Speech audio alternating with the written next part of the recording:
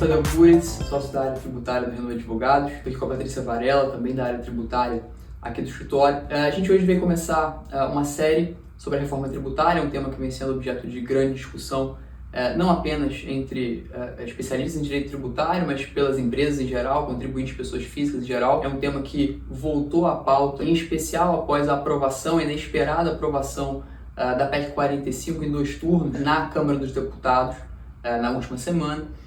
Esse tema vai agora ao Senado Federal para julgamento e a gente vem aqui, através dessa série, trazer os principais pontos de atenção dessa reforma tributária. Como primeiro ponto e como ponto de partida, é importante dizer que esse é um texto que ainda segue, como eu disse, para análise do Senado Federal, de sorte que o texto que a gente tem hoje pode não ser o texto definitivo e provavelmente não o será, considerando que a gente pode observar pelas notícias da mídia, o Senado pretende fazer uma análise minuciosa e eventualmente alterar alguns pontos da reforma tributária. A reforma tributária é um tema que vem sendo discutido já há muitos anos. A gente costuma ouvir entre advogados tributaristas que desde que eu nasci, eu escuto falar em reforma tributária, até hoje ela não saiu. É um tema de fato discutido há muitos anos e isso decorre especialmente de 2 principais motivos. O primeiro motivo é que o Brasil, pelo seu modelo de federação, acabou se tornando um modelo extremamente complexo para fins tributários. A gente tem uma legislação, uma Constituição Federal que traz poder de tributar em 3 níveis diferentes, né? Então a gente tem o poder de tributar da União Federal, o poder de tributar dos estados e o poder de tributar dos municípios, como parte, né, do nosso regime, do nosso modelo federativo, é um modelo escolhido pelo nosso constituinte, e isso gera uma complexidade gigante porque a gente tem uma legislação específica de cada tributo, criada, instituída por cada ente federado. Então a gente tem 27 legislações de ICMS, por exemplo, a gente tem 5.567 legislações de ISS e daí por diante. Além desse primeiro motivo, o segundo motivo pelo qual a reforma tributária sempre foi discutida e tida como algo muito importante seria, de fato, a complexidade decorrente das cláusulas abertas, dos conceitos indeterminados,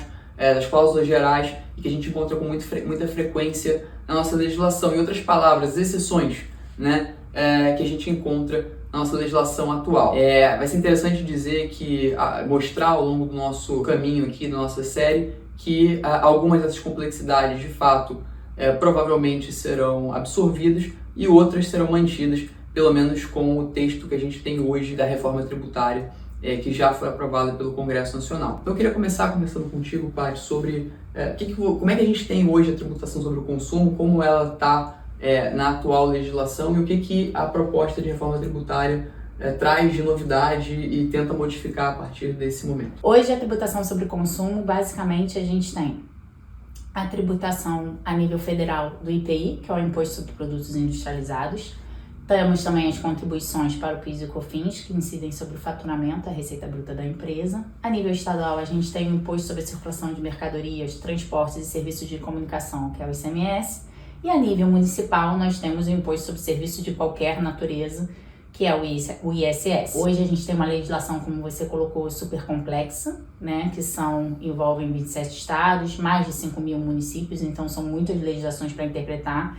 Temos a guerra fiscal entre estados e municípios que muitas vezes querem tributar a mesma operação. Os estados entendem que é pelo ICMS, os municípios entendem que é pelo ISS, e esse foi um grande fator que levou aí ao questionamento sobre a reforma tributária. A proposta aprovada, o texto aprovado pela Câmara hoje, a gente veio no início numa idealização de um IVA, de um Imposto sobre o Valor Agregado, que é um modelo que é adotado por boa parte de diversos países, só que aqui no Brasil, dado ao modelo federativo que temos, esse IVA seria um IVA dual. A gente teria a nível federal a contribuição sobre bens e serviços, que substituiria o PIS e COFINS. A nível estadual municipal, a gente teria o IBS, que é o Imposto sobre Bens e Serviços, que substituiria o ICMS e o ISS. Ambos os tributos, né? Então a gente está falando de um IVA dividido em CBS e IBS, incidiriam sobre toda a cadeia produtiva, ou seja, sobre a produção, a comercialização, a importação e a venda de mercadoria, serviços e direitos, e agora a gente está tratando de bens tangíveis e intangíveis, então você tem uma abrangência maior, então temos o mesmo fato gerador, as mesmas hipóteses de incidência, há a previsão de ter uma alíquota prevista pelo Senado Federal de referência da soma desses dois tributos. Hoje estima-se que essa alíquota de referência será de 28%. Só saberemos caso seja aprovado com a instituição de uma lei complementar que vai regular essa forma de tributação e como vai ser essa tributação.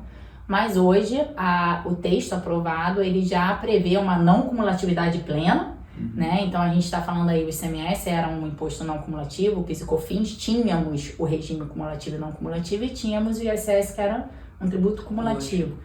E além do IVA, né, temos para substituir aí o IPI o imposto seletivo, que na verdade ele não deixa de ser, né, ele é diferente do IPI, que era sobre produtos industrializados, agora o imposto seletivo.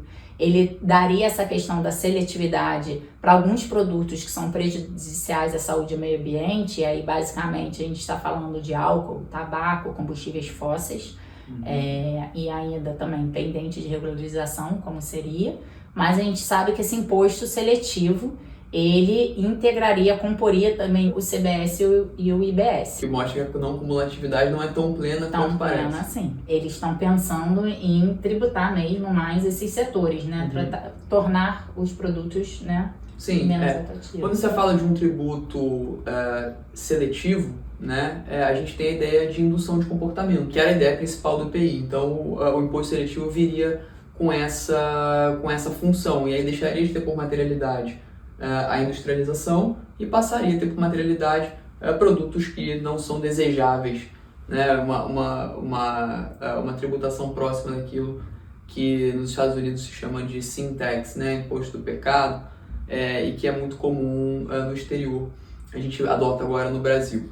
Então a gente continua com a mesma característica indutora de comportamentos, a característica da seletividade, de incidir em alíquotas maiores, intensidade maior da tributação sobre aqueles bens ou serviços que sejam indesejáveis, né, não sejam essenciais, e obviamente a gente tem um efeito contrário que é também previsto na PEC, que é a desoneração, a redução da carga tributária, a redução da intensidade para algumas atividades que são sim desejadas e que o governo federal e que a política fiscal adotada pelo atual governo quer de fato incentivar. Então, assim, basicamente a gente pode dizer que a reforma tributária ela visou substituir, né, esse modelo de reforma tributária, ela está visando substituir 5 tributos por, teoricamente, 3, mas a gente ainda tem aí, o texto deixou margem para a criação de um possível 4º tributo, que seria como se fosse um ICMS estadual,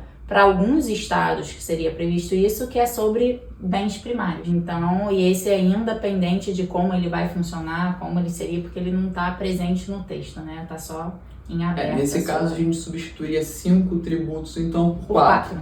O que reduz em um tributo.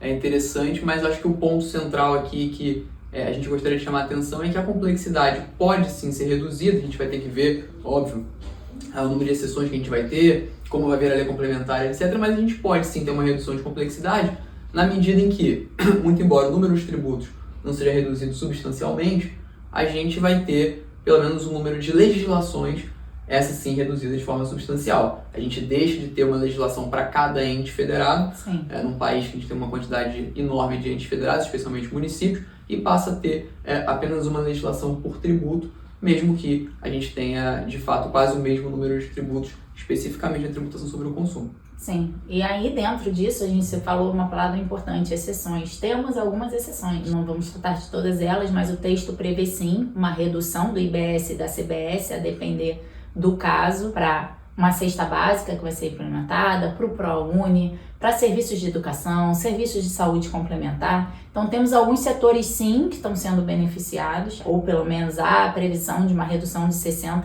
a 100% da CBS ou CBS e IBS para esses setores. Então ainda temos exceções, eu acho que não tem como não tratar de exceções, mas a ideia do texto e a proposta da reforma dessa unificação, dessa simplificação, é que sejam menos do que hoje existem, né? Sejam menos exceções. Então a gente vai encerrar esse primeiro vídeo em que a gente traz um panorama geral do que era e o que a gente começa a ver desenhado daqui para frente. Nos próximos dias a gente vai tratar especificamente de cada um dos tributos e também das características, das controvérsias que a gente já apontou e já vem identificando com esse primeiro texto, como a gente disse, foi aprovado em 2 turnos pela Câmara dos Deputados e agora vai ao Senado Federal para análise.